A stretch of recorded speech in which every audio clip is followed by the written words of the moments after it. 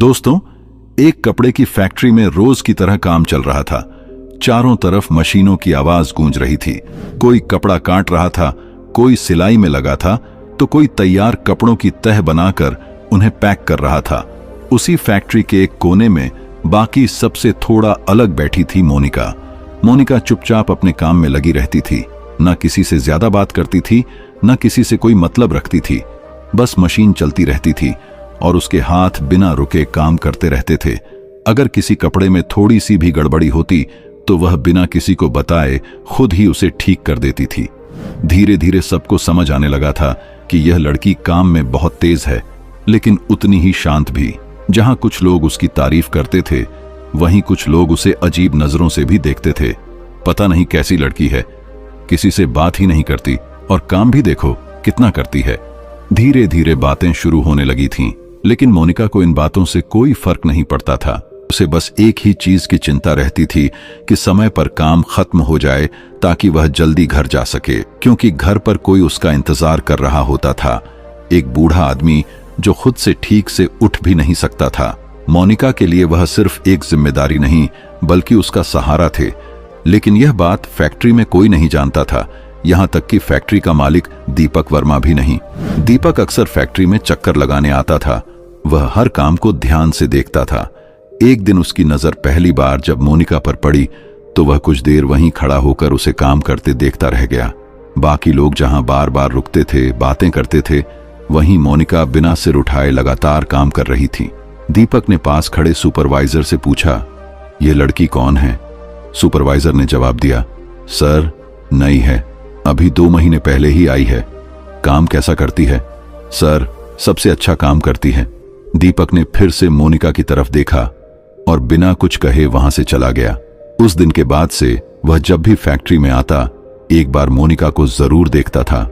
धीरे धीरे उसे समझ में आने लगा था कि यह लड़की सिर्फ मेहनती नहीं बल्कि बहुत समझदार भी है। एक दिन की बात है, एक बड़ा ऑर्डर आया हुआ था। सब लोग जल्दी जल्दी काम खत्म करने में लगे थे। इसी बीच कुछ कपड़ों की कटिंग में गलती हो गई। बाकी लोग घबरा गए कि यह पूरा माल वापस जाएगा और अब तो कंपनी को बहुत नुकसान हो जाएगा। लेकिन उसी समय मोनिका ने वे कपड़े उठाए, थोड़ी देर ध्यान से देखा और चुपचाप उन्हें ठीक करने लगी। कुछ ही देर में उसने उस खराब कपड़े को इस तरह से तैयार कर दिया कि वह पहले से भी ज्यादा अच्छा दिखने लगा। जब दीपक को यह बात पता चली तो वह खुद वहां आकर खड़ा हो गया। उसने पूछा, यह तुमने किया? मोनिका ने सिर झुकाकर कहा, जी सर। कैसे किया? सर थोड़ी सी डिजाइन बदल दी, कपड़ा खराब नहीं था। दीपक कुछ पल तक उसे देखता रहा। उसके चेहरे पर कोई घमंड नहीं था, बस सादगी थी और अपने काम पर भरोसा। कुछ ही दिनों के बाद दीपक के नजरिए में मोनिका का स्थान बदल गया और उसे सुपरवाइजर बना दिया गया। अब उसे बाकी लोगों से काम करवाना था और यहीं से शुरू हुई असली परेशानी। जो लोग पहले उसके साथ काम करते थे, अब उन्हें उसके नीचे काम करना पड़ रहा था और यह बात किसी को भी पसंद नहीं आ रही थी। धीरे धीरे फैक्ट्री में फुसफुसाहट शुरू हो गई। इतनी जल्दी प्रमोशन? कुछ तो गड़बड़ है। समझ रहे हो ना क्यों मिला है? अब ये बातें सिर्फ पीठ पीछे नहीं बल्कि सामने भी आने लगी थीं। एक दिन लंच के समय कुछ लोग जानबूझकर उसके सामने ही बातें करने लगे। कुछ लोगों की किस्मत तो बहुत तेज होती है या फिर तरीका कुछ और होता है। मोनिका सब सुन रही थी, लेकिन उसने कुछ नहीं कहा। उसने चुपचाप अपना टिफिन बंद किया और वहां से उठकर चली गई। उसकी आंखों में हल्की नमी जरूर थी, लेकिन उसने वह किसी को दिखने नहीं दी। उसी शाम काम करते करते अचानक मोनिका को तेज चक्कर आने लगे। उसकी आंखों के सामने सब कुछ धुंधला सा होने लगा। हाथों की पकड़ मशीन से छूट गई और अगले ही पल वह अचानक जमीन पर गिर पड़ी। फैक्ट्री में एकदम हड़कंप मच गया। अरे मोनिका गिर गई, जल्दी देखो क्या हुआ। सब लोग अपना अपना काम छोड़कर घबराए हुए उसके पास दौड़ पड़े। कोई उसे उठाने की कोशिश कर रहा था तो कोई बस खड़ा होकर देख रहा था। कुछ ही सेकंड बाद यह खबर सीधे दीपक तक पहुंच गई। दीपक उस समय फैक्ट्री के बाहर किसी काम से गया हुआ था, लेकिन जैसे ही उसे यह बात पता चली, वह बिना एक पल घमवाए तेज कदमों से तुरंत फैक्ट्री के अंदर पहुंचा। उसके चेहरे पर घबराहट साफ दिख रही थी और चाल में बेचैनी थी। वह सीधे उस जगह पहुंचा जहां जमीन पर मोनिका बेहोश पड़ी हुई थी और आसपास लोग खड़े होकर बस बातें कर रहे थे। हटो, थोड़ा पीछे हटो। दीपक ने तेज और सख्त आवाज में कहा। उसकी आवाज सुनते ही सब लोग तुरंत एक तरफ हो गए। मोनिका बेहोश पड़ी थी, उसका चेहरा पीला पड़ चुका था और सांसें भी धीमी चल रही थीं। दीपक ने बिना देर किए उसे गोद में उठाया और अपनी गाड़ी में बैठा लिया। कोई मेरे साथ आएगा? उसने पूछा, लेकिन किसी ने आगे आने की हिम्मत नहीं की। दीपक खुद ही गाड़ी स्टार्ट करके सीधे नजदीकी अस्पताल की तरफ निकल गया। रास्ते भर उसके दिमाग में सिर्फ एक ही बात चल रही थी कि आखिर अचानक ऐसा क्या हो गया। अस्पताल पहुंचते ही उसने तुरंत डॉक्टर को बुलाया। डॉक्टरों ने मोनिका को स्ट्रेचर पर डालकर अंदर ले लिया और इलाज शुरू कर दिया। कुछ देर बाद डॉक्टर बाहर आए। कौन है इनके साथ? उन्होंने पूछा। मैं हूं, दीपक ने जवाब दिया। डॉक्टर ने गंभीर आवाज में कहा, इनकी हालत ठीक नहीं है। कई दिनों से इन्हें तेज बुखार था, लेकिन इन्होंने दवाई नहीं ली और कमजोरी भी बहुत ज्यादा है। अगर थोड़ी देर और हो जाती तो हालत और बिगड़ सकती थी। दीपक ये सुनकर चुप हो गया। उसे समझ नहीं आ रहा था कि जो लड़की पूरे दिन इतनी मेहनत करती है, वह अपनी सेहत का इतना ध्यान क्यों नहीं रखती। उसने पूछा, अब कैसी है वह? डॉक्टर ने कहा, फिलहाल खतरे से बाहर है, लेकिन इन्हें कुछ दिन आराम की जरूरत होगी। दीपक ने तुरंत एडमिट करने के लिए पैसे जमा कर दिए और वहीं बैठ गया। कुछ घंटों बाद मोनिका को होश आया। उसने धीरे धीरे आंखें खोलीं। सामने अस्पताल की सफेद छत थी। कुछ पल के लिए उसे समझ ही नहीं आया कि वह कहां है। फिर उसकी नजर बगल में बैठे दीपक पर पड़ी। वह घबरा गई और उठने की कोशिश करने लगी। आराम से, अभी मत उठो, दीपक ने कहा। मोनिका ने धीमी आवाज में पूछा, सर मैं यहां। दीपक ने शांत आवाज में जवाब दिया, तुम बेहोश हो गई थीं, इसलिए तुम्हें अस्पताल लाना पड़ा। मोनिका के चेहरे पर चिंता साफ दिखाई देने लगी। सर अस्पताल? लेकिन मेरे पास इतने पैसे नहीं हैं। उसकी आवाज कांप रही थी। दीपक ने तुरंत कहा, तुम्हें पैसे की चिंता करने की जरूरत नहीं है, सब मैं देख लूंगा। नहीं सर, मैं इतना खर्च नहीं कर सकती, मोनिका ने कहा। दीपक ने थोड़ी सख्ती से कहा, तुम कंपनी में काम करते हुए बेहोश हुई थी, इसलिए तुम्हारा इलाज करवाना हमारी जिम्मेदारी है और यह कोई एहसान नहीं है। मोनिका चुप हो गई। उसके पास कहने के लिए कुछ नहीं था। अगले 2 दिन तक वह अस्पताल में रही। दीपक रोज आकर उसका हाल पूछता। दवाई, खाना, सब कुछ समय पर मिलता रहा, लेकिन मोनिका के मन में एक अजीब सा बोझ था। उसे लग रहा था कि वह किसी पर बोझ बन गई है। तीसरे दिन डॉक्टर ने उसे छुट्टी दे दी। दीपक खुद उसे घर छोड़ने गया। गाड़ी एक छोटे से पुराने घर के सामने रुकी। यहीं रहती हो? दीपक ने पूछा। जी, मोनिका ने धीरे से कहा। जैसे ही वह अंदर गई, एक बूढ़े आदमी की आवाज आई, मोनिका तू आ गई? वह तुरंत अंदर गई और बोली, जी बाबूजी, मैं आ गई। दीपक भी दरवाजे तक पहुंच चुका था। उसने देखा कि एक बुजुर्ग आदमी चारपाई पर लेटे हुए हैं, जो ठीक से उठ भी नहीं पा रहे हैं। बुजुर्ग ने पूछा, यह कौन है बेटा? मोनिका ने कहा, बाबूजी, ये मेरे मालिक हैं, इन्होंने ही मुझे अस्पताल पहुंचाया। बुजुर्ग की आंखों में आंसू आ गए। बेटा, तुमने बहुत बड़ा एहसान किया है, उन्होंने कांपती आवाज में कहा।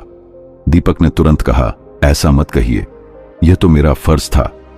उसी समय उसकी नजर घर के हालात पर पड़ी। घर बहुत साधारण था। दीवारें पुरानी, सामान कम और हर चीज से साफ दिख रहा था कि यहां पैसों की बहुत कमी है। दीपक सब समझ गया। अब उसे यह भी समझ आने लगा था कि मोनिका ने अपनी दवाई क्यों नहीं ली थी।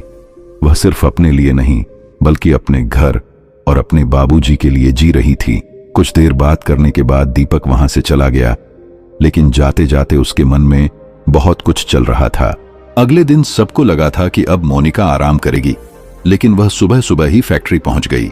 सब लोग उसे देखकर हैरान रह गए। अरे, ये तो वापस आ गई, अभी तो अस्पताल से आई है। मोनिका चुपचाप अपनी जगह पर जाकर बैठ गई और काम शुरू कर दिया।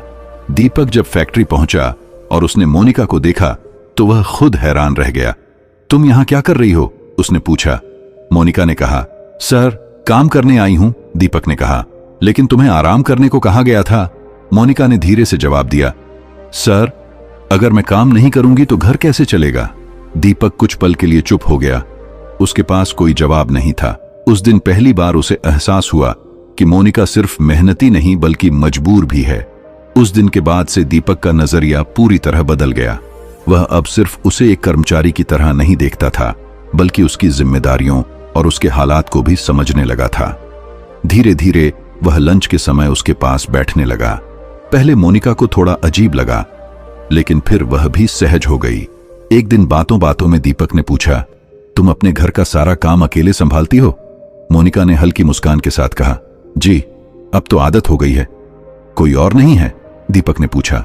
कुछ पल के लिए मोनिका चुप रही, फिर उसने धीमी आवाज में कहा, पति थे लेकिन अब नहीं हैं।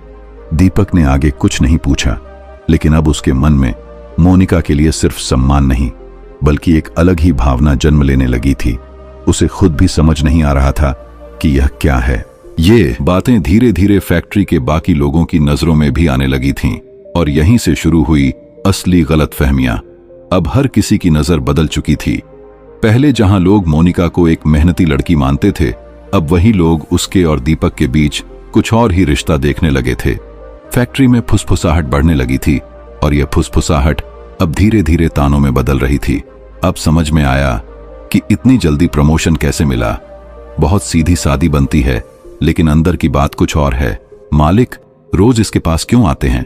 ऐसी बातें अब छुप कर नहीं, बल्कि खुलेआम होने लगी थीं। मोनिका जब भी पास से गुजरती, लोग धीरे से मुस्कुरा देते या इशारे करने लगते। यह सब देखकर उसके दिल में चुभन तो होती थी, लेकिन उसने कभी किसी को जवाब नहीं दिया। वह बस अपने काम में लगी रहती थी, जैसे उसने कुछ सुना ही न हो।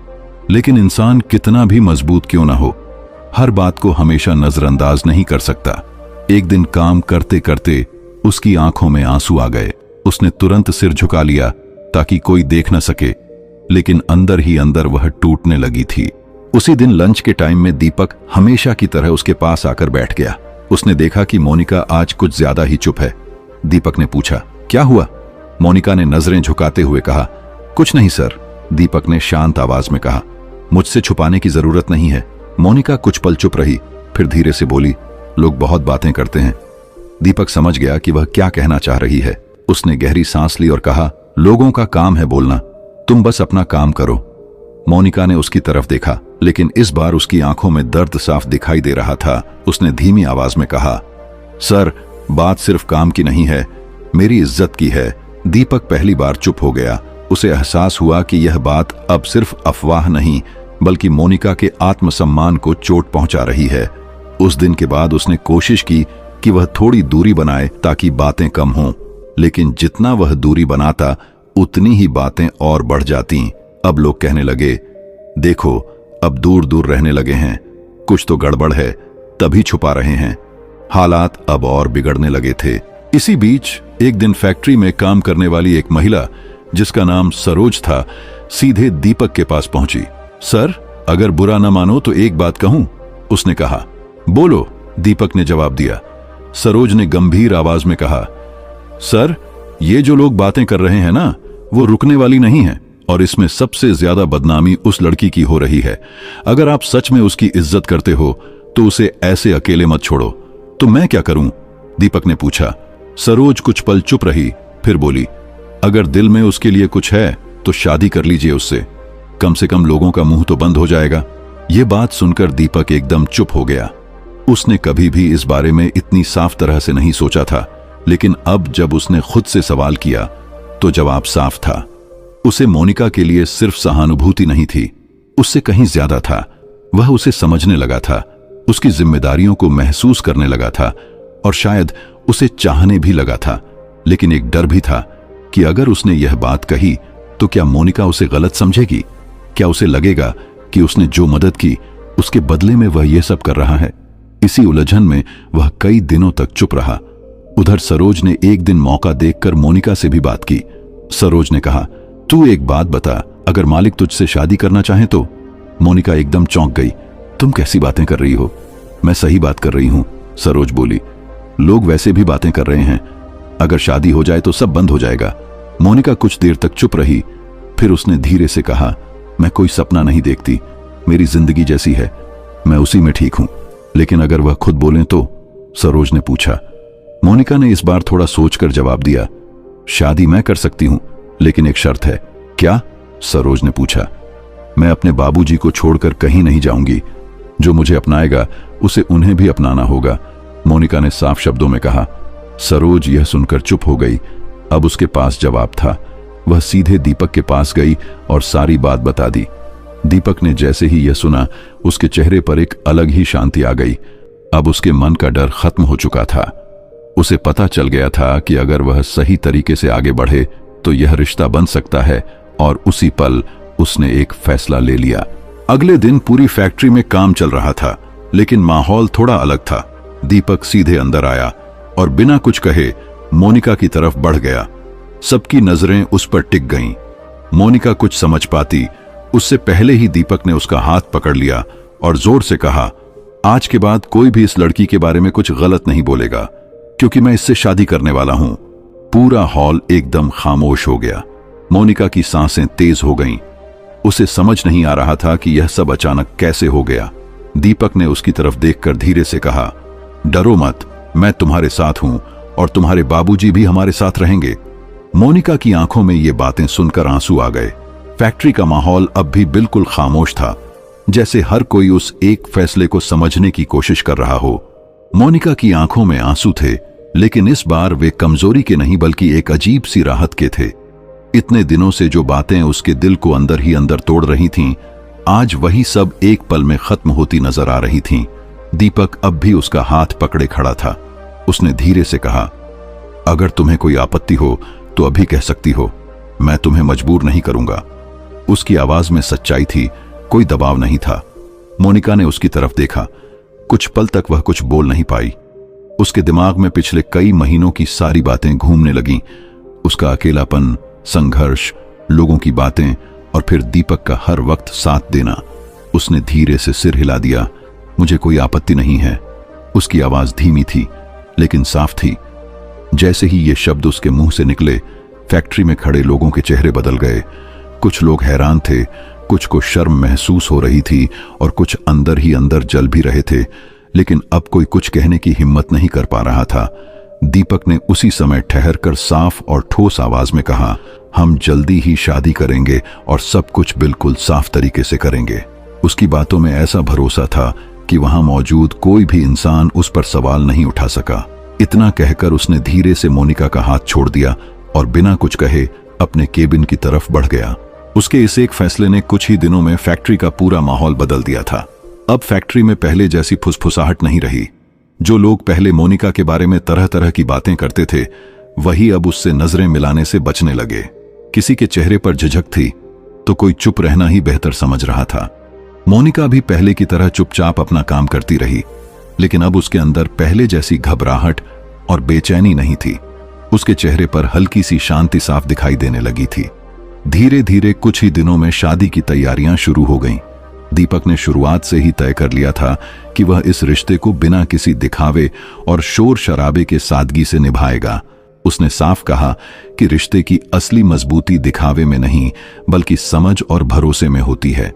मोनिका को भी उसकी यह सोच सही लगी और उसने बिना किसी हिचक के उसकी इस बात को मान लिया।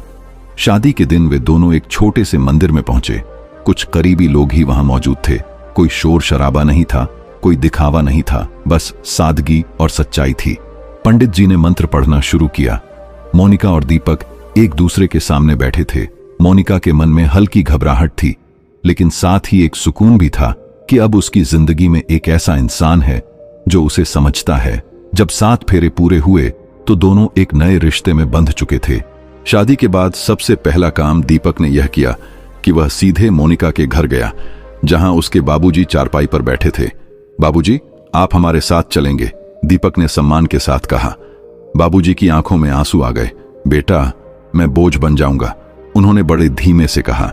दीपक तुरंत बोला, आप बोझ नहीं, आप हमारे बड़े हैं। मोनिका यह सब सुनकर चुपचाप खड़ी रही, लेकिन उसके दिल में एक अजीब सी खुशी थी। उसे लगा कि शायद उसने सही फैसला लिया है। कुछ ही दिनों में बाबूजी भी दीपक के घर आ गए। वहां उनका पूरा ध्यान रखा जाने लगा। दवाई, खाना, सब कुछ समय पर होने लगा। अब मोनिका को अपने घर की चिंता नहीं रहती थी। दूसरी तरफ फैक्ट्री की जिम्मेदारी धीरे धीरे मोनिका संभालने लगी। दीपक अपने नए काम में व्यस्त रहने लगा था, लेकिन उसे भरोसा था कि फैक्ट्री अब अच्छे हाथों में है। मोनिका ने अपने काम करने के तरीके से पूरे माहौल को बदल दिया। जहां पहले लोग सिर्फ काम खत्म करने पर ध्यान देते थे, अब वे काम को और बेहतर करने की कोशिश करने लगे। उसने सबके साथ बराबरी का व्यवहार किया, किसी के भी साथ कोई भेदभाव नहीं किया। धीरे धीरे वही लोग जो पहले उसके खिलाफ बातें करते थे अब उसकी इज्जत करने लगे। कुछ लोग तो उससे माफी भी मांगने आए। एक दिन वही सरोज उसके पास आई और बोली, तूने सच में अपनी किस्मत बदल ली। मोनिका हल्का सा मुस्कुराई और बोली, किस्मत नहीं बदली, बस सही वक्त पर सही इंसान मिल गया। समय के साथ सब कुछ सामान्य होने लगा, लेकिन मोनिका कभी अपने पुराने दिनों को नहीं भूली। उसे हमेशा याद रहता था कि उसने किन हालातों में यह सब हासिल किया है। एक दिन वह अपने कमरे में बैठी थी, बाबूजी पास ही आराम कर रहे थे और दीपक अपने काम में लगा था। मोनिका खिड़की से बाहर देख रही थी। उसके चेहरे पर एक सुकून था, एक संतोष था। उसे अब किसी बात का डर नहीं था, न लोगों की बातों का, न अकेलेपन का, क्योंकि अब उसके पास सब कुछ था, अपनापन, सम्मान और एक सच्चा साथ। और शायद जिंदगी में इससे ज्यादा किसी को चाहिए भी क्या होता है। दोस्तों, इस कहानी से हमें यही सीख मिलती है कि इंसान की असली पहचान उसके हालात नहीं, बल्कि उसके फैसले और उसके इरादे होते हैं। अगर दिल साफ हो और नीयत सच्ची हो तो बदनामी भी एक दिन इज्जत में बदल जाती है। और जो लोग सच में किसी को समझते हैं वे दुनिया की परवाह किए बिना उसका साथ निभाते हैं। लेकिन अब आप बताइए, अगर आप मोनिका की जगह होते तो क्या आप इतनी बदनामी सहकर भी चुप रहते या सबको जवाब देते? और अगर आप दीपक की जगह होते तो क्या आप भी सबके सामने ऐसा फैसला लेते या समाज के डर से पीछे हट जाते? अपनी राय कमेंट बॉक्स में जरूर लिखिए और अगर कहानी ने दिल को छुआ हो तो इसे लाइक और शेयर जरूर करें। धन्यवाद।